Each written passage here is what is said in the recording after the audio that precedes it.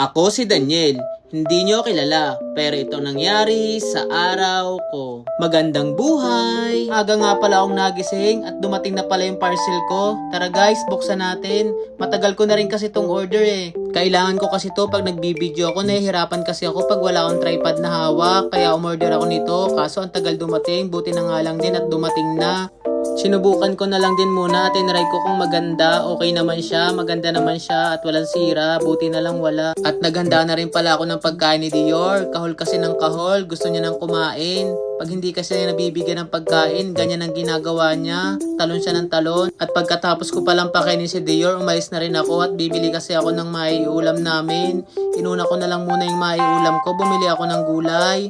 At nagpahiwa lang pala ako kay ate ng isang kalabasa. Magluluto kasi ako ng bulanglang na gulay na may lahok na talong at saka kalabasa at gabi. Yan kasing paborito ko. At bumili na rin pala ako ng ilang pirasong galunggong. Gusto daw kasi ng jowa ko, pritong galunggong naman. At pagkatapos ko palang mamili at palinis, binayaran ko na kay kuya at nakarating na pala ako sa bahay at inihanda ko na yung maluluto ko. Pag nagluluto kasi kami ng ulam, pinagsasabay ko na para hindi na ako pabalik-balik sa loob. Mahirap din kasi yung pabalik-balik sa loob.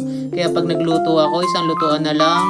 Kaya pinagsasabay ko na sila at yan, naluto ko na, kakain na kami. Tara guys, kain tayo. Ako lang yata yung taong hindi na uumay sa pagkain ng gulay. At pagkatapos namin kumain, nag-ayos lang ako at umalis na rin kami. Buti na lang ngayon, maganda ang sikat ng araw. Balita ko kasi may paparating na namang bagyo. Kaya magdoble ingat tayo, lalo na pag nasa labas tayo.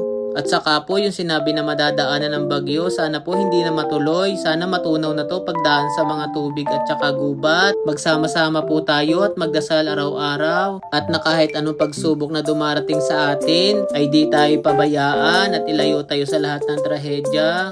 At dumaan na lang din muna kami dito sa Petron para magpagas. Naubusan na rin kasi kami ng gas. Medyo may kalayuan din kasi yung pupuntahan namin. Nakarating na pala kami dito sa aming pupuntahan kaya naglakad-lakad na lang din muna ako.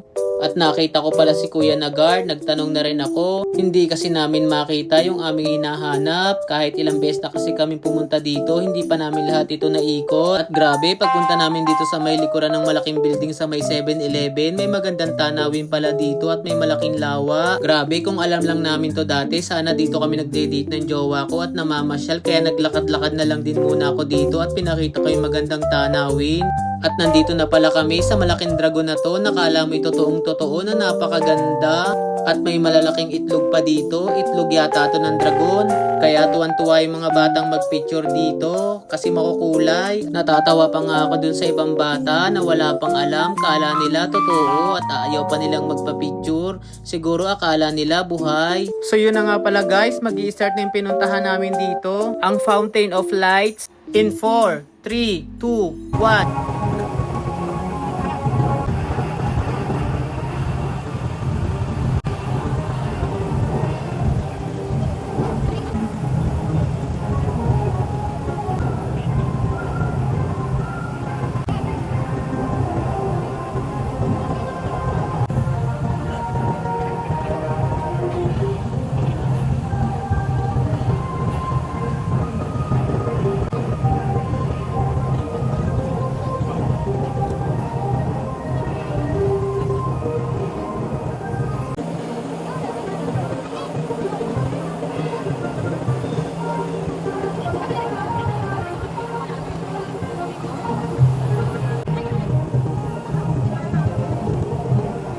So yun guys, pagkatapos ng palabas, nagpa-picture lang pala ako sa babe ko at naglakad-lakad ako dito.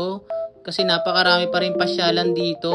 Kaya kung may mga bata kayo na gusto nyo dalahin dito, talagang matutuwa at mag-i-enjoy.